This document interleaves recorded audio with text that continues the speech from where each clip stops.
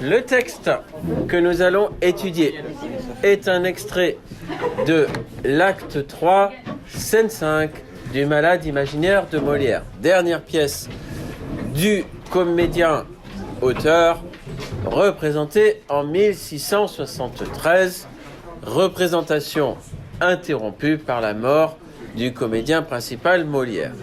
Dans cette scène 5 de l'acte 3, le piège que Toinette et Bérald tendent à Purgon va se refermer, cette alliance objective ayant pour but de permettre le mariage heureux d'Angélique va jouer sur l'orgueil du médecin et le couper du malade Argan qui en est dépendant. La stichométie va être une des armes de cette scène. Cet échange de répliques brèves et rapides va servir de carburant à la colère grandissante de Purgon, et Argan va se retrouver infantilisé, réduit à néant au cours de la scène, ce qui produira un effet comique puisqu'il est censé être le maître de maison. Dès le début de la scène, donc, va se jouer un jeu de dupes orchestré par Toinette qui va mener à la rupture entre Argan et Purgon. Je viens d'apprendre là-bas à la porte de jolies nouvelles, qu'on se moque ici de mes ordonnances et qu'on a fait refus de prendre le remède que j'avais prescrit. Monsieur, ce n'est pas... Voilà une hardiesse bien grande, une étrange rébellion d'un malade contre son médecin. Cela est épouvantable. Un clistère que j'avais pris plaisir à composer moi-même. Ce n'est pas moi. Inventé et formé dans toutes les règles de l'art. Il a tort. Et qui devait faire dans les entrailles un effet merveilleux. Mon frère, le renvoyer avec mépris, c'est lui. C'est une action exorbitante. Cela est vrai. Un attentat énorme contre la médecine. Il est cause, un crime de lèse-faculté qui ne se peut assez punir. Vous avez raison. Je vous déclare que je romps commerce avec vous. C'est mon frère. Que je ne veux plus d'alliance avec vous, vous ferez bien, et que pour finir toute liaison avec vous, voilà la donation que je faisais à mon neveu en faveur du mariage. C'est mon frère qui a fait tout le mal. Méprisez mon clister, faites-le venir, je m'en vais le prendre, je vous aurais tiré d'affaire avant qu'il fût peu, il ne le mérite pas. Au début de la scène, c'est Purgon qui forme des répliques complètes et Argan qui est interrompu, ce qui est bien un premier signe de pouvoir. Deuxième signe de pouvoir, le champ lexical de la médecine se confond avec le champ lexical de l'autorité. Ordonnance, prendre, j'avais prescrit, malade et médecin.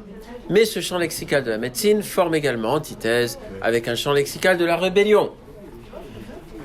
Se moque, refus, rébellion, hardiesse, et cette antithèse est résumée par malade contre son médecin. Purgon ne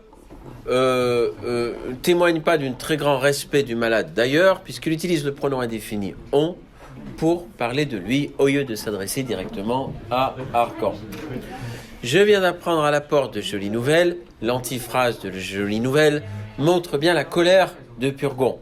Et cette colère va être amplifiée par Toinette, qui utilise de l'hyperbole épouvantable, hyperbole qui est également une antiphrase, puisque Toinette est ravi de cette situation. Un clister que j'avais pris plaisir à composer moi-même. La réplique de Purgon va être interrompue par Argan et Toinette, et cette réplique est intéressante parce qu'elle finit par former un gros groupe nominal, un clister que j'avais pris plaisir à composer moi-même, inventé et formé dans toutes les règles de l'art, et qui devait faire dans les entrailles un effet merveilleux, le renvoyer avec mépris. Cette réplique s'achève sur une anacolute, une rupture de la construction syntaxique.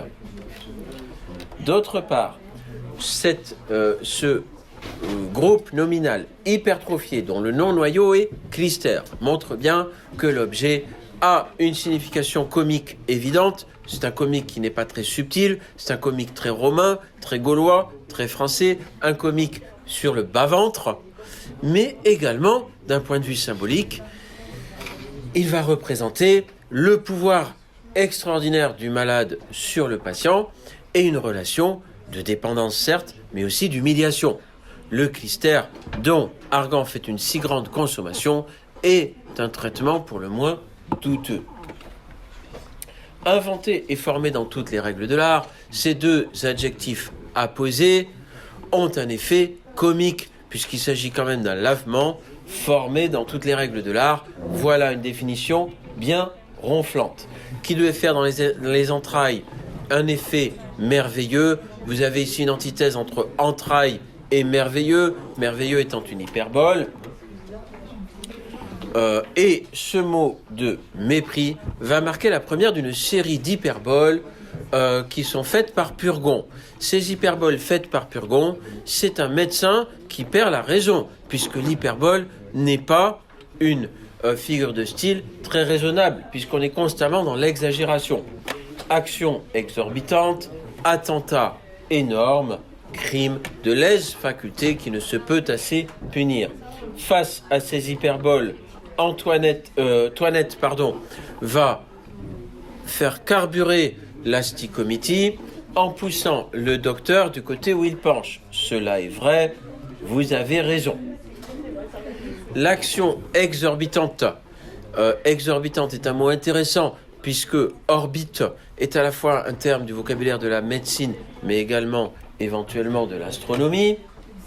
Attentat énorme, crime de lèse-faculté, ce sont des hyperboles qui non seulement par définition sont excessives, mais surtout elles pastichent un vrai délit de l'époque, le crime de lèse-majesté. On voit ici que Purgon a un orgueil démesuré et qu'il place la médecine au-dessus de tout, ce qui est exactement ce que Molière dénonce dans Le Malade imaginaire. Ensuite, on va avoir une parodie de scène de rupture, avec un chant lexical amoureux tout à fait incongru.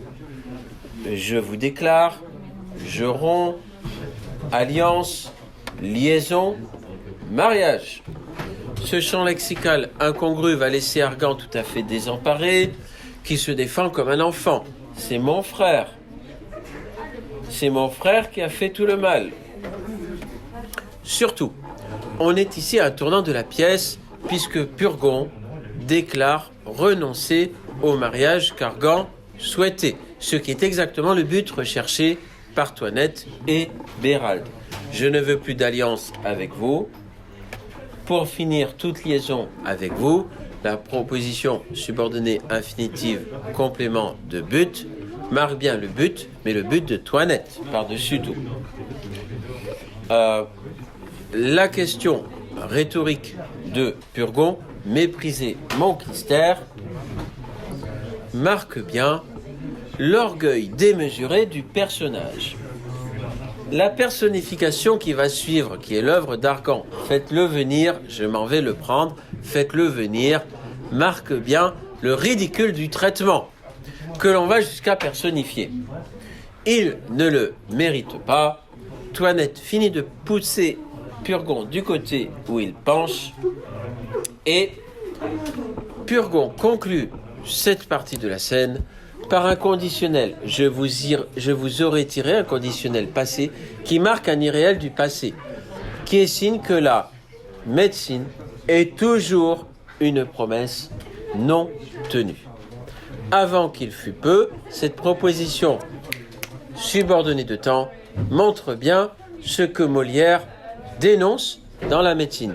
C'est une promesse éternelle qui n'est jamais tenue. En conclusion, on peut dire que cette scène, cet extrait de scène est intéressant car il met en lumière trois aspects comiques différents et intéressants. Le premier, c'est un comique de langage avec des hyperboles. Le deuxième, c'est un comique de gestes avec notamment le jeu possible autour de cet affreux clistère. Le troisième, c'est un comique de situation, notamment avec cette sorte de rupture amoureuse entre le malade, désemparé, infantilisé, et le médecin bouffi d'orgueil et sûr de son pouvoir. D'un point de vue stratégique, c'est dans la pièce une scène extrêmement intéressante, puisque l'on relève une avancée, un espoir pour le public, celui de voir un premier obstacle majeur balayé, celui du mariage entre Angélique et cet affreux Thomas Diafoirus. À partir de là, il va suffire à Toinette de prendre les choses en main et de se faire passer pour un médecin pour que la pièce se résolve d'elle-même.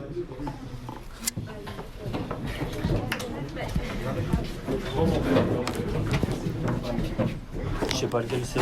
C'est vous, monsieur? Il s'appelle comment?